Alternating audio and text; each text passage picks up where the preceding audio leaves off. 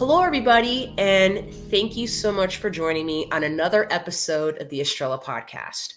Before I get started in introducing today's fabulous guest, if you would like to learn more about the Estrella platform that is coming out soon, please visit estrella.chat.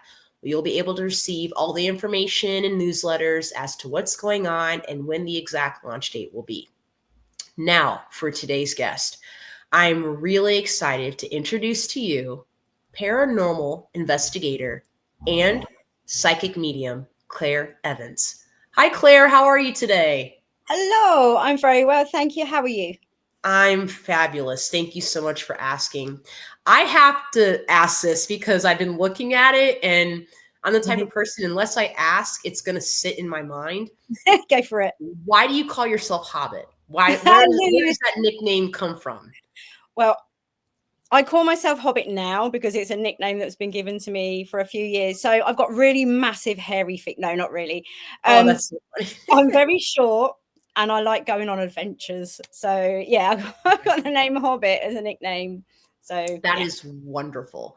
And it's interesting because knowing that you're a paranormal investigator, right? And then you have that psychic medium aspect, I'm sure that also kind of enhances your adventures that you go on too, right? It 100%. brings inspiration. Yeah, 100%. I think for myself as a paranormal investigator, Danny, I've just realised I've got my window open. If it gets too noisy, let me know and I can close that if there's too much traffic. Sorry. Okay. So being a paranormal investigator, for us, it's not about all the technology and capturing stuff. For us, we bring in guests and we help them with their development. And they have a much more personal experience with the connections that they have with spirit. Because I do a lot of teaching within my job as well. So there's nothing more rewarding when you see somebody make their first connection with spirit. And they're just like, they're so overwhelmed. Oh my God, I can do this. I didn't think I'd be able to do this, blah, blah, blah. So yeah, for us, as my team as well, we're more like therapeutic investigators. Our goal is to help any spirits that need our support, need any help getting messages to anyone, or need help crossing over. And also with the people that come along with us as well, helping them with their sort of spiritual connections. So yeah, it works hand in hand beautifully. Now, I'm super fascinated by this because you know how you see on TV the people that go in, and I know this is probably not what you're talking about. But the people that go in with their equipment and they're in haunted houses and they're looking up spirits or ghosts, that is not what you do, correct? We don't get me wrong, we do have equipment because some people like to use the equipment, and also the equipment can help us like rule out any sort of like normal natural, what's the word, things that might happen. I'm trying to think of the word, my brain. So like temperature changes and stuff like that, EMF outputs, etc. So the equipment will help us with that. We have the cameras, we have the flashy balls and the flashy lights and everything like that, but for us it's quite gimmicky, but people like to see that stuff. But for us, the best tools are the tools that you have in your own toolkit. So can you see spirit? Can you hear spirit? Can you feel spirit? Let's work with those. So do you have your own company? You had talked about having your own team. Yeah, so I run a company called National Paranormal Investigators, and we do events all across the UK, and we've done Scotland, we've done Wales, we do the South, the Midlands, we do everywhere. So yeah, I'm very lucky to have such an amazing team as well. That is wonderful. Now, Claire, if I may ask, what came first? Was it the paranormal investigative side that came to you first, or was it your psychic mediumship that came to you first? So I come from a very a very spiritual family. I come from a family that can see spirits. Okay, so from a very, very young age, to be honest, I've never known my life to not have spirit in it, if that makes sense. All through my growing up, spirit was there. But my dad's auntie was a psychic medium. She was very well known, actually. I mean, she's been passed a long time now.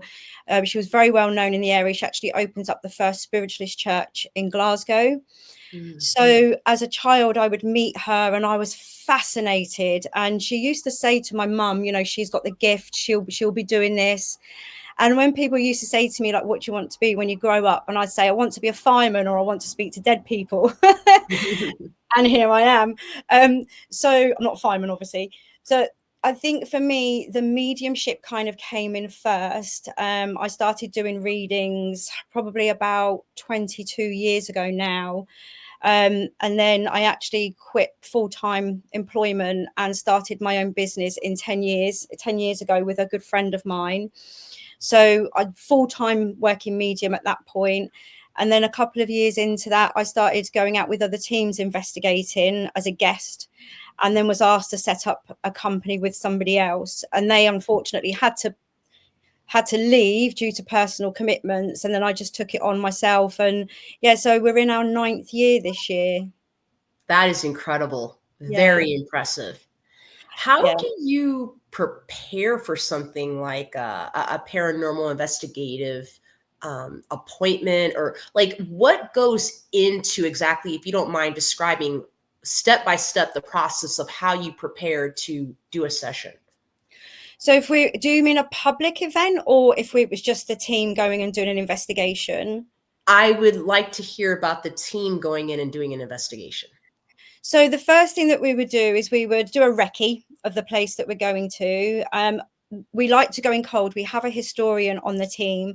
I will always go in cold. I don't want to know anything about the history of the place. We'll do like base readings. So we'll check the temperatures, we'll check the EMF output, so we can sort of rule out any kind of influences from things like that. And then what we do is we do a process called opening up. And basically, it's the same sort of thing that I would do before a reading, where I kind of bring the energy in from the earth into the body, take it up through the top of the head, then bring the spiritual energy down, so it has like this lovely natural flow of energy. And then we ask for protection to keep ourselves safe. And then we'll set up some pieces of equipment, like I say, just so we've got something taking measurements and recordings, etc. But it'll all depend. I think a lot of it will be like where I'm picking stuff up, or we have other sensitives within the team, what they're picking up, and we just sit and we tune in. We might use a spirit board or a pendulum, or just a notebook and pen, write things down, do a little bit of automatic writing. And then when we've finished the investigation, we will then share what we've picked up with either the owner of the property, or share it with a historian, and she'll go ahead and research it and see what we've picked up and things. But we've got some fascinating stuff. Honestly, some of the places we've been to, we are so blessed. We really are. Now, if I may ask, you had brought up in the beginning of what you were saying, the temperature. At what point are you looking at your gauge to be able to tell if there is some type of paranormal activity? What is the temperature point that you're looking for? So what will happen is, obviously, you've got to take things into consideration, like, obviously the temperature drops through the night. You can't take a temperature for an outside wall. You have to be like, well, I always take it the center of the floor in each of the rooms. But what we would do is so let's just say somebody's having, they're feeling an energy presence. We might get a spike on another piece of equipment. So the temperature gauge will be a part of everything to rule out what's going on. So we wouldn't just use the temperature change as paranormal activity. It'll be what else is happening, because a temperature change, unless it's extremely severe, there's too many factors that could cause a temperature change to happen. So you have to take everything else into consideration with that. But we have actually, once on an investigation, we had, oh my gosh, it was literally, I had the temperature gauge and it has like the digital display, and we had a spirit come in, which turned out to be quite an oppressive spirit actually. But I sort of said to them, can you make the temperature drop on this for me? And I think it started out at about 18, and within like 8 seconds it had dropped down to like 11 degrees, and then it just kept going further and further down. But then it spiked really, really quickly as well, as if whatever it was had just left the space. So it wasn't like it was a gradual increase. It just went down, down, down, down, down, down, down, and then back up again instantly. So yeah, that was pretty cool. Now, have you ever had a situation, because this just came up, have you ever had a situation where maybe you were measuring something, the temperature in a room, and maybe the temperature had dropped, but you yourself were hot, or vice versa? Yes, that happens a lot, actually. People can feel really hot, but the actual temperature in the room has dropped quite significantly, or vice versa. And may I ask, when that happens, what is happening? What is the meaning behind that? So it all depends, really. So it's hard to explain, but people will have a way of, like, our own gauge, I suppose, where we'll know that spirit's there. So I have certain sensations in my body or feelings where I know that a spirit has come into the room. And for some people, that is a temperature change. So what happens is, what spirit do is they draw the energy out from the atmosphere, which then causes the temperature change to drop. But for us, if you're somebody who senses spirit by having this heat feeling, then that's what they'll be experiencing. Do you happen to have any equipment that measures like or gauges thermal energy? So maybe you can see like the image of a figure based on that thermal energy. Yeah, so I do have a thermal imaging camera, but it's not one of the most expensive ones. I think if you're going to go down that road, you really need to invest in something proper, like really decent, because I did have one, but I didn't trust it. And I have to trust the equipment that I'm working with. That's why I tend to, a lot of people will use certain equipment, and I'm like, oh, I'm not sure, it could be this, it could be that. So yeah, I think like I say, the best equipment we've got is ourselves, really. I was just going to ask that. Do you find that for you, it's best to trust your own intuition and gifts rather than just rely on the equipment being Yeah, used? 100%. And I mean, for me, confidence is a big issue for me. It's like I do platform events, and I've got one tomorrow, and there's going to be like 90 people there, and I get so anxious and so nervous, but that's just me as a human being, I think, it's a confidence thing. But I've gone to places, and I've at the end of the night, I've said things to people, and they're like, how do you know that? That's not even on Google. You would never know that information. So when I go in on a paranormal event, I trust what I'm getting. I do trust the information. But the thing is, you've got to be careful on a paranormal investigation, right? Because obviously I'm a psychic medium, so I can kind of see who's there. But there's been many a time where maybe we're doing a spirit board, and we've got this little girl coming in. Apparently she's only 6 years old, and she's looking for her mummy. And I'm like, this is not a 6-year-old girl called Alice, because there's a 6'5" bloke with a beard in the corner. That is not Alice. So they can come through and try and manipulate people. Wow. As in, they're sweet and innocent when actually they're not. And sometimes they just want to play games. I suppose if you've been stuck in a building for 100 years, you're going to want to have fun, right? So let's wind up the living. So now, if I may ask, how often are you actually going on sites? Do you find that your clients come to you more, or do you find that you are traveling to sites more often to is do this this? for the paranormal or for the readings? For the paranormal work. So the paranormal events, last year we were doing 1, maybe 2 a month. We've slowed down this year. I've had to slow down a little bit this year with the events, because it's taken over my life, and I've got to put myself first for once. But so an example would be, I have a friend who owns some amazing properties in the UK, and he asked us to go and do a paranormal investigation there. So we did a 3-day paranormal lockdown there at the beginning of the year. It's an amazing building. It's called Hickleton Hall, and it has so much history to it, so many layers. But then we have other venues locally that we might go to quite regularly that are smaller. We can take a few guests with us, or we'll do the big prisons where you can take like 20 people with you. So yeah, it just depends, really. How often do you find that individuals that you connect with that are involved in the paranormal community, how often do you find that they too have psychic medium abilities? Do you know what? It's changing. The paranormal field is changing a lot, and it has done. I mean, I started in the paranormal field about 20 years ago as a guest.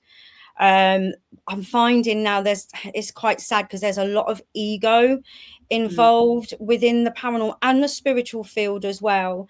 But I've been trying to encourage a lot, especially the men within the paranormal field. I've been trying to encourage them a lot to be more aware of spirit, like put the equipment down and things. And not that it fell on deaf ears. I'm not going to say that. I think I'd like to think I'm respected within the field, and people kind of taken on board what I was saying, but I've kind of brought in a lot when I do my teaching. I've brought some of those elements into some of the paranormal investigations with some of the other teams, and it's kind of blown them away, some of the things they've experienced. And what I've noticed is over the year, 18 months, is they're now saying, put the equipment down, let's try and connect to spirit. And I'm like, yay, excellent. So yeah, it is changing, which is great. Yes. I think that is important because naturally, like you were saying earlier, we are intuitive spiritual beings, whether we want to admit that or not. And so I think that being in the paranormal community, it would give a great opportunity for that individual or individuals to be able to practice more of their intuitive gifts. Yeah. And I feel as they do that, that will enhance the tools that they're using in their sessions. Do you know, the weird thing is what used to sort of baffle me a little bit was, I remember what somebody once said to me. It was a male paranormal investigator. I don't believe in mediums. And I'm like, so why do you not believe in me? I don't believe you can connect to spirits. So do you believe in ghosts? I'm skeptical. And I'm like, okay. So you'll quite happily sit in a dark room for 4 hours using a piece of equipment, trying to connect to spirits. But I sit and I communicate with spirits, but I don't exist. I'm a fake. I'm a fraud. Do you know what I mean? It's like you either do or you don't. Right. I think a lot of it too, Claire, is I think men and women out here I think a lot of it is fear, right? Because then it's like, if you are able to admit to yourself that it is real and it does exist, then what does that mean in other areas of your life or in other aspects of worldly events or, history? I mean, when you go down that rabbit hole of truth and enlightenment and spirituality, that opens up the floodgates for a whole lot of other questions in a lot of other different areas. And I just don't know that a lot of people are still ready. I think there are a lot of people, that are opening their eyes and are awakening to spirituality and to mediums and psychics and just the whole spiritual world. But I think there are still some that are afraid to openly say, yes, I do believe in what you do. And I do believe that what you do has value and it exists. Yeah, 100%. I always say to people, like when people say, oh, I've never seen a ghost, so it can't exist. Well, you can't see a sound, you can't see a smell, but they exist, right? Mm-hmm. And I think going back to what you said about the fear thing, obviously you've got to think about the sort of environment that people have been brought up in as well. Like, what have they been taught as a child? Have they been told, don't be stupid, there's no such thing as ghosts? And that plants in there. Or if I believe in spirit, that means I'm stupid, right? Have they been brought up in a religious environment where the beliefs are different? So yeah, a lot of it kind of depends on your environment, your upbringing, and also as well, if you've got somebody who's gone through a lot of bereavement, there might be that element of, but then where does that mean my loved ones have gone? It opens up a whole new load of questions for them, and that can affect their grief cycle. So very well said. Very well said. If I may ask, Claire, how often do you find that you are attracting, because it's the paranormal world, right? How often do you find that you're attracting more of the younger generations, right? Not just the millennials like myself, but like the Gen Zers, for example. Like, how often are you attracting them?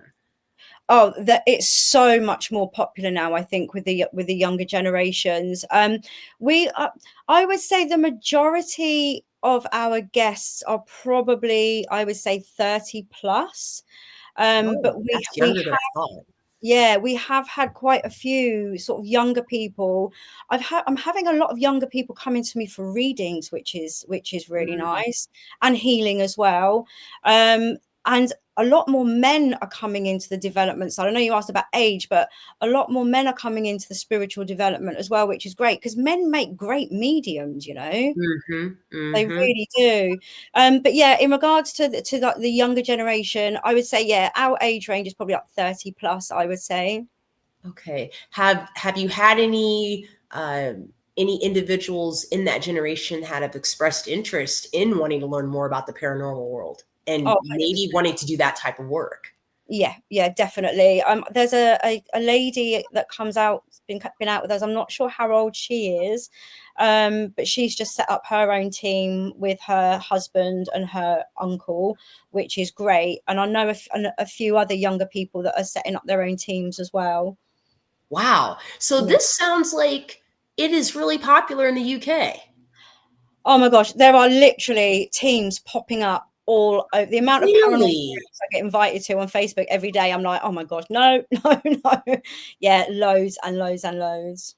Now, I'm not really aware of how popular it is in the United States. I know that we've had quite a bit of reality TV shows about it, but it sounds like it is really widely accepted over there. Yeah, I don't know if it's maybe more because of the history. I know a lot of like Americans love the UK because of the historical buildings and things that we have. I mean, I don't know why that might be. You know, England was the parlor games, you know, like the seances and the Ouija boards and things like that were very, very, very popular here through the Victorian ages. And you had like the Fox sisters as well, which kind of really kicked off the spiritualist movement within the UK. So maybe it's because of that, like starting here in the UK, that it's just sort of carried on that way. Okay.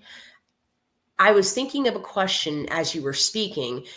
With paranormal activity or being able to do these services, is the goal to recognize that there are spirits, if there are spirits involved at a particular location, or I should say, is the goal, once you discover that there is a spirit, to get rid of the spirit? Or do you just allow the spirit to stay occupied in that place? Okay, so I'll give you an example. So we investigate a beautiful house here in Milton Keynes where I live, and it's now an art centre, but it dates back to the 17th century. But there was a house there before there, so they believe that there's always been a house that lasts 1,000 years. And the first time we ever went there, it was, you knew the spirits were there, but it's almost like they were like, what are you doing? What are they doing? What's that? Why are they calling out to us? Who are they talking to? You could just sense the energy from them. We didn't really get much interaction. I kept picking up on a man called George. Anyway, he was quite strong. And then the next time we went, George came forward much stronger. And then there was other spirits and other spirits. And then every time we've gone, there'll be more spirits, and it's like it's almost like now, and even now we go there and you go hello, and you can hear hello, and we're like, oh, they actually say hello back. We have sent a couple of spirits over there, but you know, if they're quite happy there, nobody's being bothered in the building, you know, no one's being intimidated, nobody's frightened. The spirits are quite happy to live there with the living, so we just leave them to it. But you know, if we was to go somewhere and there was a spirit that was in distress, then 100% we would help them into the light. Yes. And if I may ask, what is the process of helping them into the light if you find that they need to transition? So basically you open a doorway for them. There's a number of reasons why they maybe don't want to go into the light. It could be, I say, they've missed the bus. It could be that maybe they've committed a terrible act and they're worried that they're going to go to hell, and they may have taken their own life as well. And sometimes people, you know, a lot of people have told many years ago, if you do that, you don't go to the good place, which is not true. We all go to the good place. So you're almost like saying to them, it's okay, you got to trust me, you know, do you trust me? I'm here to help you, blah blah blah. And then I just call forward like the higher, like the divine, the higher good, anything like that, or the angels, whoever is there to support.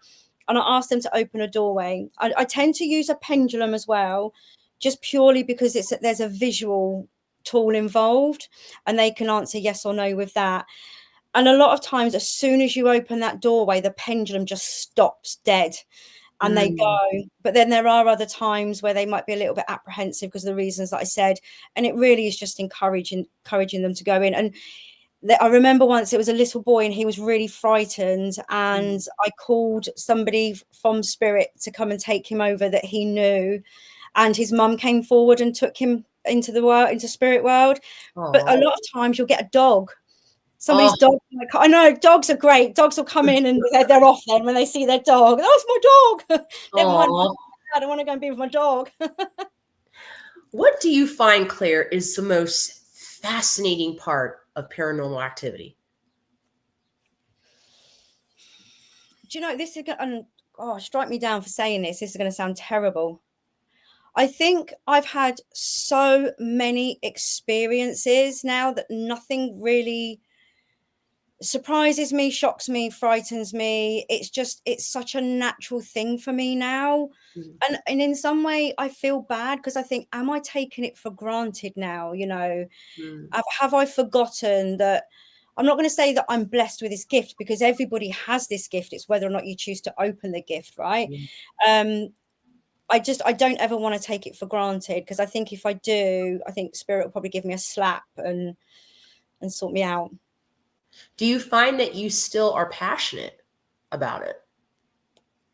Not as much. And that's why, literally last week, I made the decision that I'm not going to do any more public events this year. So I do psychic fairs, I do retreats, and I do the paranormal events as well. And I do workshops, circle. I do lots of things, and the readings and the healing. And something had to give, because I found that I was just spreading myself too thin. And what I was finding like sorting everything out for the paranormal events and things like, you know, like getting people to buy the tickets, advertising and preparing for it, was taking my energy away from my readings. And sometimes, you know, we're not getting home till 3-4 o'clock in the morning, and you know, and then to start reading on a Monday, and which is draining of your energy anyway. I've just had to be mindful and think, you know, I'm 50 this year, something's got to give. So I thought, right, if I drop the events and I'll concentrate on the development, because I love the spiritual development, I love teaching people, and the readings and the healing, I'm going to concentrate on those. Yeah. Well, you look fabulous for Thank 50. you. May I ask, what are your hopes that when it comes to the paranormal community, what are your hopes that they either kind of bring into the community more, or possibly take away? What we're finding at the moment, sadly, is it just seems that anybody can start up a paranormal business at the moment. And a lot of the venues that we've been visiting, I mean, like I say, I've been doing this for a long time, are now like, they've pushed their prices through the roof. Their insurances have gone up. Yeah, our insurances have gone up. And because we're going to these locations, and they're now like having to cordon off areas, you can't go in this area, because people are going in and they're stealing stuff, they're breaking stuff.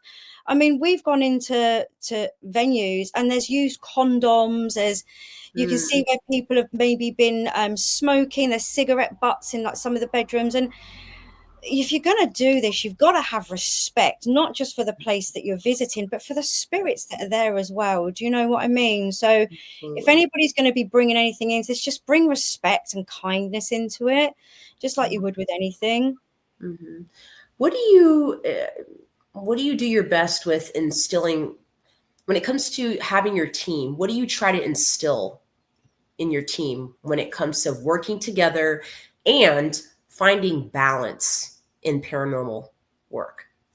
So I like to have people around me that make me laugh, that we can have fun with. I think that in itself is a great energy to work with when you're going into any location. We want that high, happy vibration, right? So that's important to me. It's important that everybody gets on. But I think it's really nice because everybody within the team brings their own quality to it, if that makes sense. So like Helen's our historian, and she's also a practicing witch as well. So she's Wiccan, so she has that sort of element to her. Anthony's one of our new team members. He's our techie guy. Jedi is just a nutcase. She's just, she's great with the techie stuff as well. Jenny, she started sitting my workshops to begin with, so she's developing her mediumship and her sensitive side. I have Lucy, she's also a sensitive, she's coming back onto the team, and I've got another ex-team member coming back onto the team, Vicky, and she's just an all-rounder. She helps with everything. She's one of these people that would just get on and do stuff, and so yeah, they're brilliant. They're a great team, they really are. Now you've mentioned this term a couple of times. What is a historian? What do they do?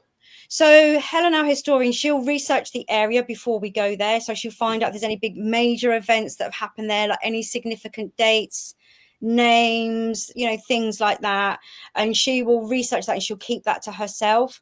And then at the end of the night, she might share that with us, or go away and do a little bit more research on what's been picked up. So she kind of puts the pieces of the puzzle together, if that makes sense. Yes, it does.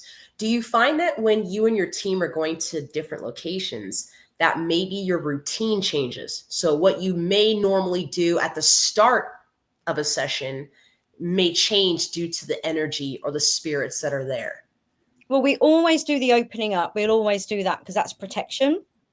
And then at the end of the night, we reverse that just to make sure that we don't have any attachments, because we don't want to be bringing the bearded man in the corner home. We don't want to be bringing him home. There are obviously some places that have quite a negative vibe to them. So an example being, we're going to a place called East Drive. I don't know if you've ever heard of it, but it's quite famous for the Black Monk, like a poltergeist. There's been a movie made about it as well. Wow. Yeah, so we've been there twice. The first time was quite flat. Apart from there was like 1 hour where all the equipment was just going crazy for an hour.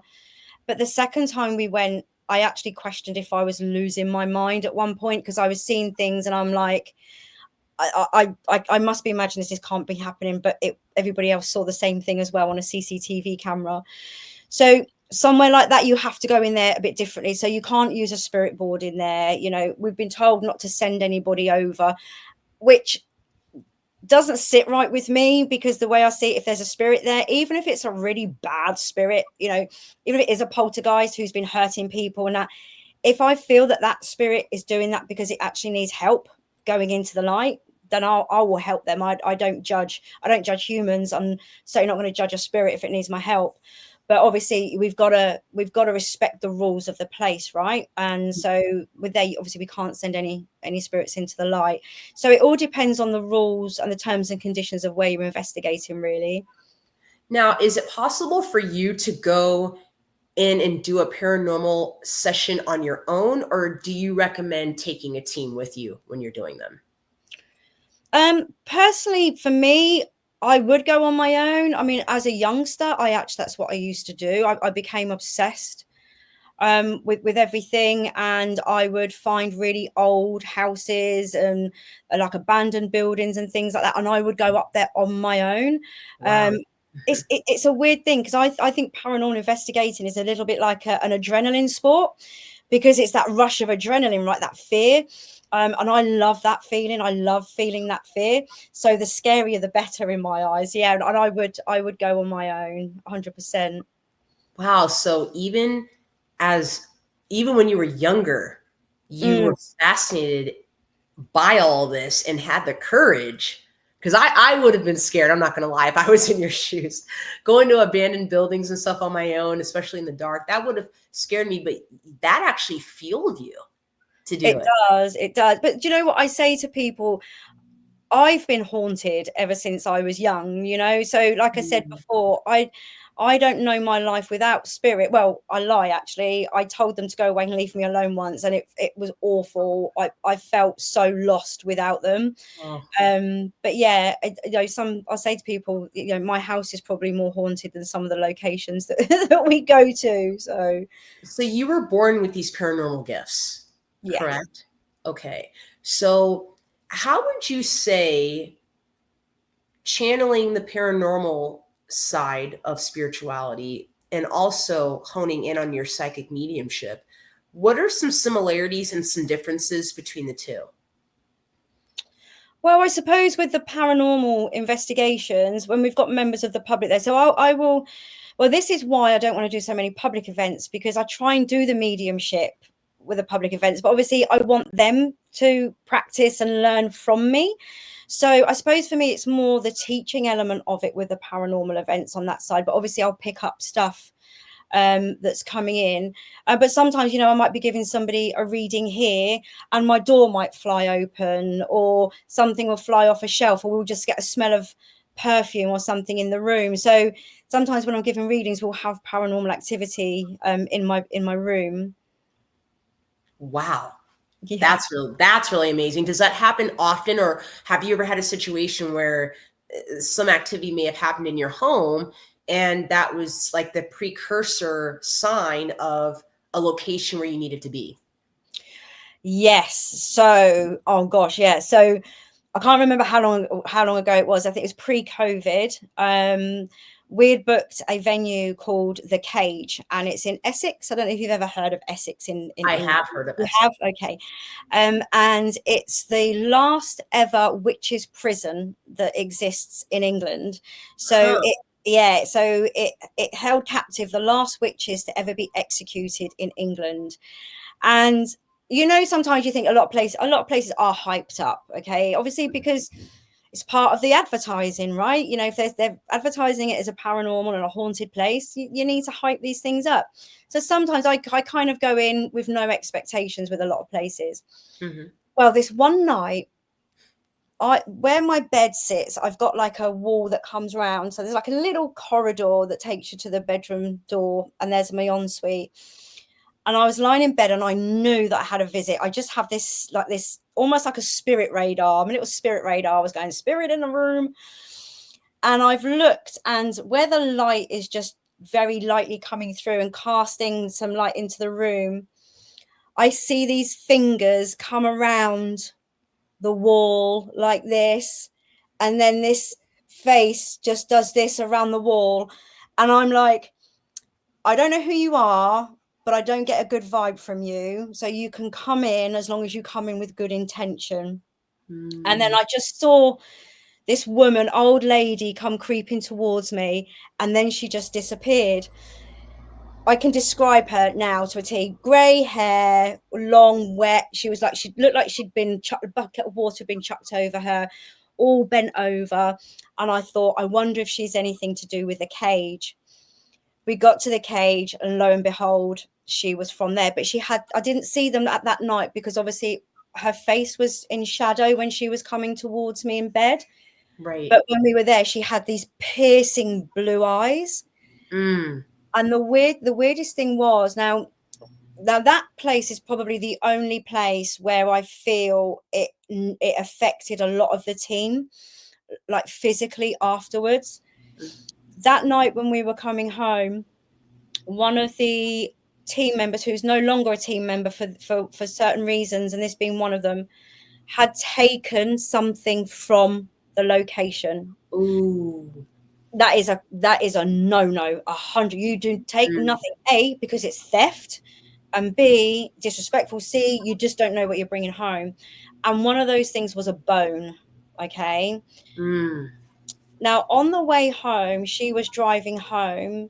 She had to pull over on the motorway because literally the whole side of her face went all funny, and she couldn't see. We thought she was having a stroke. Okay. So they dropped me home. Obviously, the drivers changed over drivers, dropped me home, and then took her straight down to A&E. And this was years ago, and she's never been right since.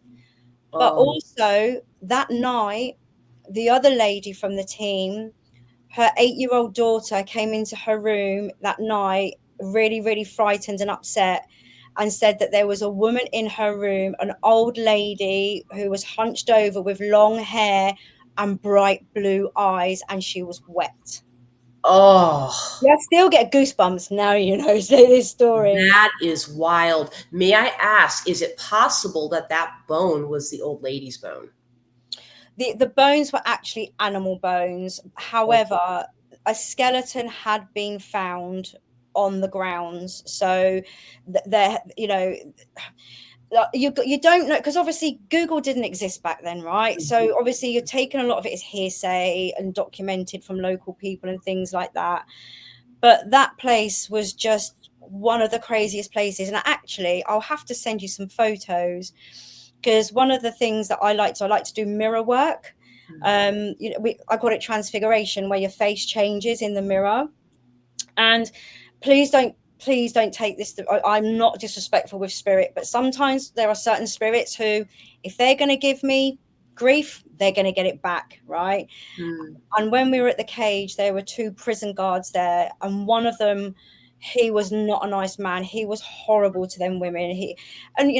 I don't believe witches are witches. They're not evil. They were just healers. They wanted to help people. It was, unfortunately, it was religion that gave them the bad name and stuff like that. So I'm a witch. Who cares? And he was really horrible to these women. And he was very, very large in the face. He had very pink cheeks and like ginger hair. And I called him Mr. Piggy. Okay. And he didn't like this. And I say to him, if you're going to be disrespectful to these women, come and try it with me. Come and try and be disrespectful to me. And I was sat in front of the mirror, and you can see my energy start to change, and my face fills out. I've got ginger hair. I've got pink cheeks. I've got stubble here. Okay. It's mad as anything. And then I say, is there anybody else there that wants to come forward? And I go, oh, the energy's changing. And as I say that, my face starts to change again. But this time I've got a full-on beard all the way around here, but my clothing changes as well. I've gone from wearing a black jumper to wearing what looks like a military jacket with all these buttons on it. Wow. It's crazy. So I'll share the photos with you, and if you can maybe add them to the podcast, but you won't believe it's me. Oh, that is incredible. I cannot wait to see those photos. What's interesting is a side story, because of what you're saying about photos. My friend, he is definitely has, I know we all have that psychic ability, but he's definitely a psychic, and he too sees ghosts. Well, he showed me a photo, and the house that he used to live in, he said had ghosts in it. Well, one day, he was driving by in the neighborhood just to kind of see the house and how it was doing. And he said when he looked up at the window, there was an actual like figure in the window. And he showed me the photo before and then immediately after. And it was unreal. It was the figurine of a woman. You could see, it was like you could see her. You just couldn't see her eyes. Her eyes were gone, but she was just in the windowsill. So he used to live in this house? He used to live in the house. Mm-hmm. He probably knew that he was going past. He's probably just come to say hello. Mm-hmm. Remember so me? It's just, I get so fascinated by this. And I'll say this. Once you really start to dive into truth and spirituality, it just opens up everything for you. And it's done that for me, where like you, I nothing surprises me. Yeah. I am very open to all of this that we're talking about, and I do believe in it, and I do believe it exists.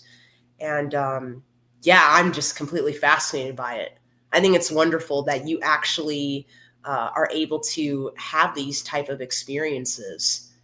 Yeah, I am lucky, and I just hope I don't ever take it for granted. I don't ever want to do that. I always want to be grateful for the things I experience, and even the bad stuff, and there has, it's not all been good. There has been some really, really terrifying things that have happened to me, but each one of those has taught me a really valuable lesson, and it's taught me something that I can then use within my practice to help other people, whether that is within the spiritual development side of things, or whether that is helping people get rid of attachments and maybe something that's not very nice that's lurking around. So yeah, everything, every experience, good or bad, has been there for the right reason. That is to help me to grow. Yes. Claire, as we're nearing the end of this episode, and I am so grateful that I got to talk to you today and to learn more about paranormal activity, what advice would you give to any viewers or listeners on this episode today that are either interested in really diving into this and becoming a paranormal activity, I don't know if you would say guide or teacher? So I would say I'm like a spiritual guide, yeah, rather than a teacher, yeah. What advice would you give them to really do this job to the best of their ability and to really make a good name for themselves? I think the first thing is go right back to basics. Okay, so spirit is energy, we're energy, so understand how energy works. My first workshop that I do, it's all about energy, how to feel and see the aura, how to protect our energy.